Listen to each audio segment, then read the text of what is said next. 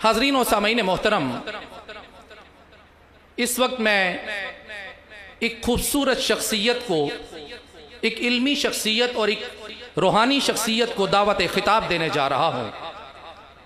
मुकालाजात का सिलसिला ख़त्म हो गया, अब हम बड़ी दो शख्सियात के खिताब सुनने जा रहे हैं।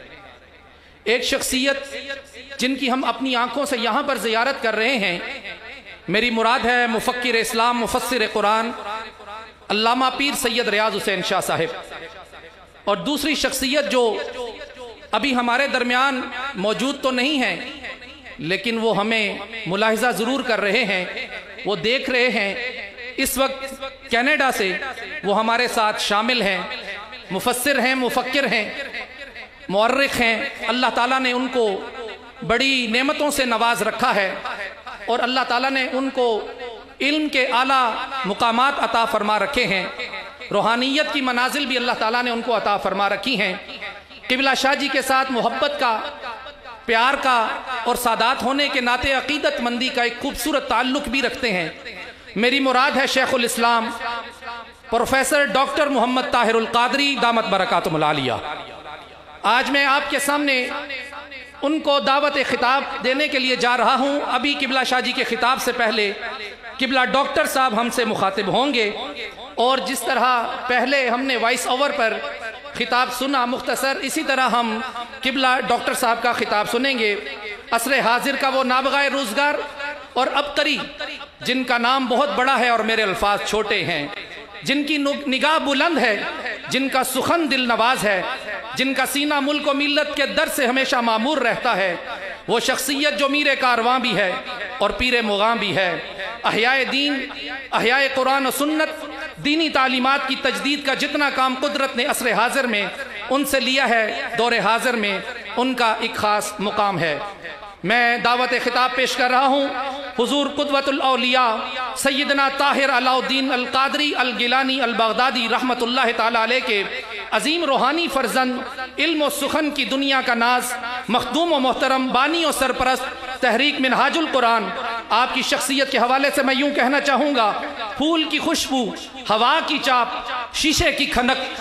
फूल की खुशबू, हवा की चाप, शीशे की खनक, कौन सी शय है जो तेरी खुश बयानी में नहीं है। मैं दावत पेश कर रहा हूँ प्रोफेसर डॉक्टर मोहम्मद ताहिरुल क़ादरी साहब, हम सब से मुखातिब होते हैं। अस्सलामु अलैकुम व रहमतुल्लाहि व बरकातुहू। बिस्मिल्लाहिर्रहमानिर्रहीम। हज़रात मशाइख़ इज़ाम व उलमाए कराम और मुहतरम व मुकर्रम हाज़िरीन मजलिस, मुझे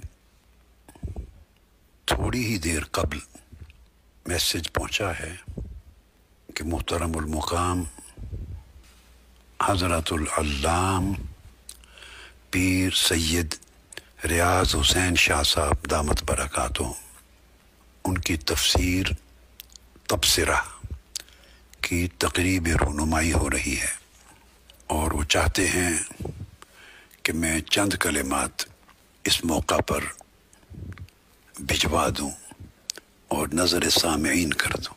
सो मैं बिल्कुल इख्तिसार के साथ सबसे पहले मेरे बहुत ही अज़ीज़ और मेहरबान दोस्त हज़रत अल्लामा पीर सैयद रियाज हुसैन शाह साहब को इस तफसीर तबसरा की तसनीफ़ पर मुबारकबाद देता हूँ और दुआ करता हूँ कि अल्लाह रब्बुल इज़्ज़त इस तबसरा के ज़रिए हज़ारों लाखों लोगों को बसीरत से नवाजे। अब मैं अपने मुख्तसर से पैगाम में इस तबसरा के हवाले से चंद कलिमात आपके गोश गुजार करना चाहूँगा।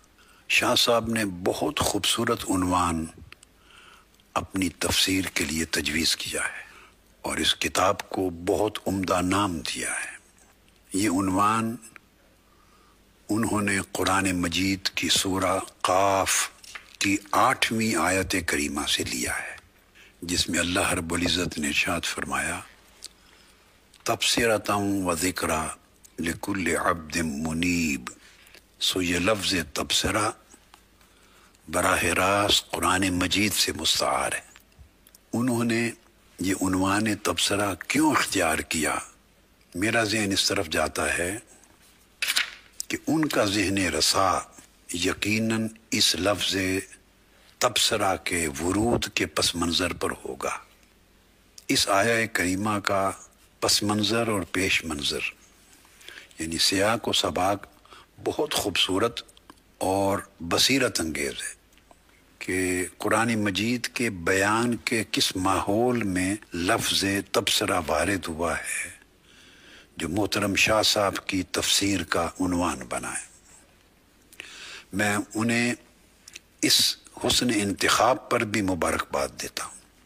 سورہ قاف میں اللہ رب العزت نے منکرین اور کفار و مشرکین کے تعجب سے ایک مضمون کا آغاز فرمایا ہے اور ارشاد فرمایا گیا ہے اعوذ باللہ من الشیطان الرجیم قاف والقرآن المجید۔ یہ تو ابتدا ہے سورہ قاف کی، اس کے معنی کی طرف نہیں جاتا کہ طویل مضمون ہے، اصل تبصرہ کی طرف آ رہا ہوں۔ ارشاد فرمایا بل عجبوا ان جاءہم منذر منہم۔ یہ کفار و مشرکین مکہ کو بڑا تعجب ہوا، یعنی یہ تعجب منکرانہ ہے، اور تعجب منکرانہ ہمیشہ اوائل زمانوں سے ہمارے زمانے تک رہا ہے اور آئندہ بھی رہے گا۔ ان کو اس بات پر بڑا تعجب ہے، اور تعجب جو ہے یہ اس وقت یہ کیفیت وارد ہوتی ہے جب کوئی بات ان کے محدود ذہن میں نہیں آتی یا سمجھنے کی تھوڑی صلاحیت کے باعث وہ اس کی حقیقت کا ادراک نہیں کر سکتے۔ وہ کہتے ہیں کہ انہیں بڑا تعجب ہوا کہ ہم ہی میں سے ایک شخص ہمیں ڈرانے والا پیغمبر بن کے مبعوث ہو گیا۔ یہ حضور علیہ الصلوۃ والسلام کی بعثت پر تعجب کر رہے ہیں۔ اور آگے ارشاد الہی ہے فقال الکافرون ھذا شیء عجیب۔ سو ان کفار اور مشرکین نے کہا کہ ہم ہی میں سے کسی کا منذر بن کر، رسول بن کر مبعوث ہو جانا بڑی عجیب بات ہے، اور عجیب بات کا مطلب ہے کہ ہم اسے قبول کرنے کو تیار نہیں۔ پھر ان کے پیغام پر بھی اسی تعجب کا اظہار کرتے ہیں۔ قرآن مجید نے اس کا بھی ذکر کیا۔ تیسری آیت میں فرمایا اَإِذَا مِتْنَا وَكُنَّا تُرَابًا ذَلِكَ رَجْعٌ بَعِيدٌ۔ پھر یہ پیغمبر یہ کہتا ہے کہ جب ہم مر جائیں گے اور مٹی ہو جائیں گے تو پھر سے دوبارہ زندہ کیے جائیں گے۔ وہ کہتے ہیں مر کے مٹی ہو جانے کے بعد پھر سے زندہ کیے جانا یہ بھی بہت بعید بات ہے۔ بعید سے مراد ہماری عقل کی سمجھ سے بعید ہے، ہمارے فہم و ادراک سے بعید ہے۔ پھر آگے آیت نمبر 5 میں ارشاد فرمایا، اور یہ جو عجیب کہنا، بعید کہنا، اور آگے ایک لفظ آ رہا ہے مریج، یہ سارے الفاظ ایک تسلسل میں وارد ہوئے ہیں جہاں انکار کا ذکر کرنا مقصود ہے۔ تعجب ہے، انکار ہے، حق کو مسترد کرنا ہے، حق کو ناممکن قرار دینا ہے، ناقابل قبول ڈکلیئر کرنا ہے۔ یہ اس پس منظر میں تمام الفاظ استعمال ہوئے۔ آیت نمبر 5 میں فرمایا بل کذبوا بالحق، سو انہوں نے حق کو جھٹلا دیا، تکذیب کی۔ لما جاءہم فہم فی امر مریج، پھر وہ حق جب ان کے پاس آیا ایک واضح پیغام لے کر، اور حق کے معجزات دیکھے، علامات دیکھیں، آیات دیکھیں، ان کی شان و شوکت دیکھی، ان کی عظمت پر اور ان کی صداقت پر بڑی نشانیاں دیکھی، اور کوئی ایک نشانی رد نہ کر سکے، کوئی ایک دلیل مسترد نہ کر سکے، تو پھر قرآن مجید ان کی ذہنی کیفیت کو بیان کرتا ہے کہ جب حق آ گیا اور وہ اسے مسترد کرنے کے قابل نہ رہے تو فہم فی امر مریج، وہ بڑی متزلزل حالت میں ایک الجھی ہوئی بات میں مبتلا ہیں، یعنی ان کے خیالات میں کلیئرٹی نہیں رہی، کچھ سمجھ نہیں آ رہا، کہ رد کریں تو کیسے کریں، قبول کرنے کو طبیعت نہیں چاہتی، رد کرنے کے لیے کوئی دلیل اور سامان پاس نہیں ہے، تو ایک عجیب تزلزل ہے خیالات کے اندر، الجھ گئے ہیں۔ تو ان کا عقیدہ، ان کا فہم خود تشکیک میں، ریب میں، ارتیاب میں، تزلزل میں مبتلا ہو گیا ہے۔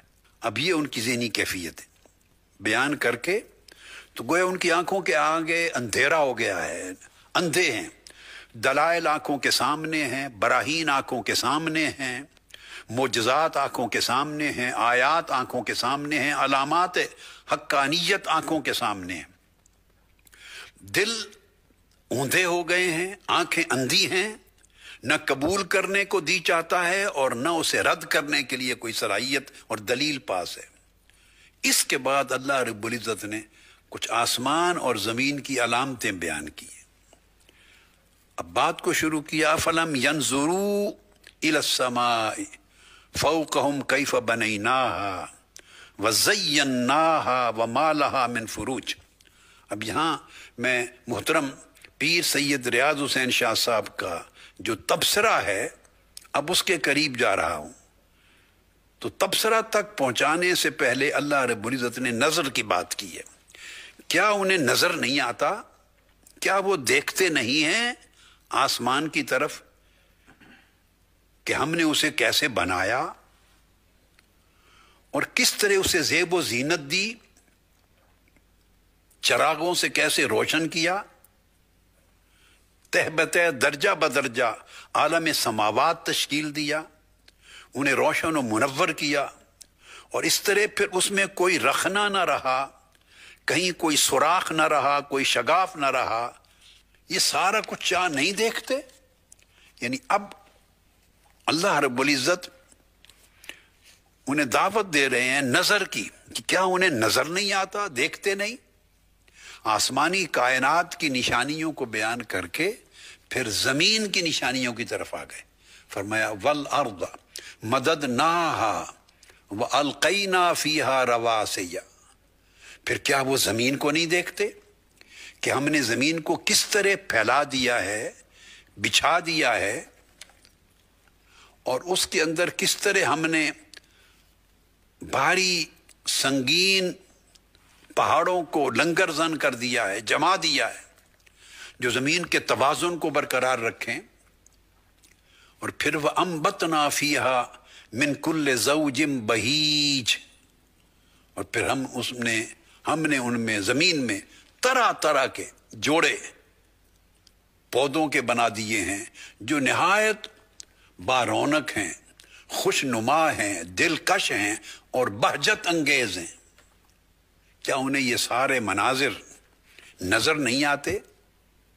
تب ان کی نظر کے دروازے پر دستک دے کر، نظر کے دروازے کو کھٹکھٹا کر ان اندھوں کو یہاں یہ لفظ وارد فرمایا ہے آیت نمبر 8 میں، تبصرۃ وذکریٰ لکل عبد منیب۔ یہ سب کچھ ہم نے کیوں کیا؟ یہ آسمانی کائنات کی نشانیاں دکھا رہے ہیں، زمینی کائنات کے حسن اور زیب و زیبائش کی نشانیاں دکھا رہے ہیں۔ یہ سب کچھ ان کی آنکھوں کے سامنے کیوں رکھا ہے؟ اس لیے تبصرۃً، تاکہ ان اندھوں کی آنکھیں کھل جائیں، ان اندھوں کو بصیرت مل جائے۔ یہ اس لیے کیا ہے تاکہ اندھوں کو بصیرت مل جائے، وذکریٰ، اور جن کے دل بھی بینائی سے محروم ہیں ان کو نصیحت مل جائے، یعنی ظاہری آنکھیں بھی کھل جائیں اور دل کی آنکھیں بھی کھل جائیں۔ اس لیے کیا ہے تاکہ وہ قدرت کے نظارے دیکھ سکیں، اپنے اندر بصیرت پیدا کر سکیں اور اس نصیحت سے استفادہ کر سکیں۔ لیکن ساتھ ہی اللہ رب العزت نے ایک شرط لگا دی، یہ اندھوں کو بصیرت ملے گی اور ان کے دلوں کو نور اور واعظ و نصیحت کا فیض ملے گا، مگر اسی شکل میں لکل عبد منیب، اگر ان کی سمت رجوع صحیح ہو گئی۔ عبد منیب کو، جس کے رجوع کی سمت درست ہو جائے اور جو دائیں بائیں بہکا نہ پھرے، اغیار سے فکر لے کر، اغیار سے عقائد لے کر، اغیار کے نظریات لے کر اپنی صحیح سمت کو خلط ملط نہ کرتا پھرے، کبھی افراط میں کبھی تفریط میں، گمراہیوں کی اور ضلالتوں کی اندھیریوں میں بھٹکتا نہ پھرے، اپنی اصل سمت جو مدتوں سے دے دی گئی تھی اسے گما کر غلط سمتوں میں چلتا بہکتا نہ پھرے۔ عبد منیب جس نے انابت پیدا کر دی، رجوع صحیح کر دیا، صحیح سمت چل پڑا، جس کا دماغ بھی، عقل بھی، فکر بھی، ذہن بھی، نفس بھی، نگاہ بھی، قلب بھی، روح بھی، سر بھی، جس کے سارے لطائف صحیح سمت مولا کی طرف چل پڑے، انہی کی آنکھیں کھلیں گی اور ان کو تبصرہ کا نور نصیب ہوگا، اور ان کے دل بیدار ہوں گے، انہیں ذکرہ کا نور نصیب ہوگا۔ تو میں اللہ کے حضور، اللہ رب العزت کے حضور دعا کرتا ہوں کہ اللہ رب العزت پیر سید ریاض حسین شاہ صاحب کی اس تفسیر کو، جس کا نام تبصرہ رکھا ہے، اس کو حقیقی تبصرہ سے مالا مال فرمائے، اور اندھوں کو اس سے نور ملے، اور کوتاہ دلوں کو اس سے روشنی اور نصیحت اور فیض ملے، اور اپنی سمت درست کر سکیں، کیونکہ اگر اس تبصرہ سے صحیح فائدہ اٹھائیں اور ارادے اور سمتیں اور رجوع اور نیتیں درست ہو جائیں، تو اس کے ساتھ پھر اللہ رب العزت نے آگے بڑے خوب الفاظ بیان فرما دیے، فرمایا وَنَزَّلْنَا مِنَ السَّمَاءِ مَاءً مُبَارَكًا، آسمان سے اترتا ہوا پانی تو ہر کوئی دیکھتا ہے، مگر اس پانی کی برکت کسی کو نظر آتی ہے، کسی کو نہیں آتی۔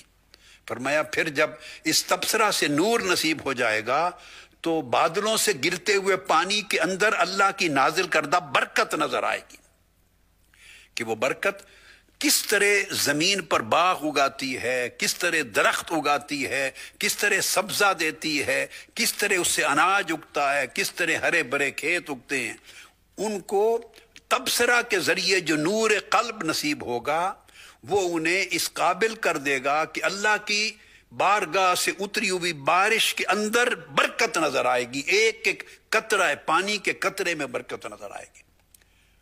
اور پھر یہ آگے چل کے آیت نمبر 11 میں، جس پر میں بات ختم کر رہا ہوں، اس کے نتیجے کا ذکر کیا، رزقاً للعباد، اور جب وہ اللہ کی طرف سے اتاری ہوئی بارش میں برکت کو دیکھتے ہیں تو وہ اللہ کے بندوں کے لیے رزق ہوتا ہے، اس سے اللہ کے بندوں کو رزق ملتا ہے، مگر رزق انہی کو ملے گا جو صاحب تبصرہ ہوں گے، صاحب ذکرہ ہوں گے، اور ان کی آنکھوں پر اور ان کے دلوں کی نگاہوں پر اللہ کی برکت عیاں ہو جائے گی، حجابات اٹھ جائیں گے، ان کو رزق نصیب ہوگا۔ جس طرح رزق جسمانی نصیب ہوتا ہے، اسی طرح رزق قلبی اور روحانی بھی نصیب ہوتا ہے۔ اور اللہ رب العزت نے فرمایا آیت نمبر 11 میں وَأَحْيَيْنَا بِهِ بَلْدَةً مَيْتًا، ہم اس بارش سے پھر وہ دیکھتے ہیں کہ ہم مردہ شہروں کو زندہ کر دیتے ہیں، تن مردہ کو حیات بخش دیتے ہیں، اجڑے گاؤں پھر سے آباد کر دیتے ہیں، تباہ شدہ بستیوں کو پھر سے آباد کر دیتے ہیں، خشک صحراؤں کو سیراب کر دیتے ہیں۔ تو جس طرح بلدتن میتن کو حیات ملتی ہے، اس طرح تبصرہ کو اگر آدمی تمسک کر لے، دامن تھام لے اور تبصرہ کے ذریعے نور قلب حاصل کر لے، تو پھر مردہ دلوں کو بھی زندگی نصیب ہوگی، اور دلوں کی اجڑی بستی بھی پھر سے آباد ہو جائے گی۔ اللہ رب العزت کے حضور بار دیگر میری دعا ہے کہ اللہ رب العزت اس تبصرہ کے ذریعے لوگوں کو نور بصیرت بھی عطا کرے، انہیں برکتیں بھی نظر آئیں، برکتوں سے فیضیاب بھی ہوں، انہیں روحانی رزق بھی نصیب ہو، اور مردہ دلوں کو دوبارہ حیات بھی نصیب ہو۔ اللہ رب العزت پیر سید ریاض حسین شاہ صاحب کی توفیقات میں بیش از بیش اضافہ فرمائے، ان کے قلم میں برکت دے، اپنی زندگی میں اس تفسیر کو مکمل کریں تاکہ لوگ اس سے فیضیاب ہو سکیں۔ بار دیگر مبارکباد دیتا ہوں شاہ صاحب میں آپ کو اور آپ کے ساتھیوں کو۔ والسلام علیکم ورحمۃ اللہ وبرکاتہ۔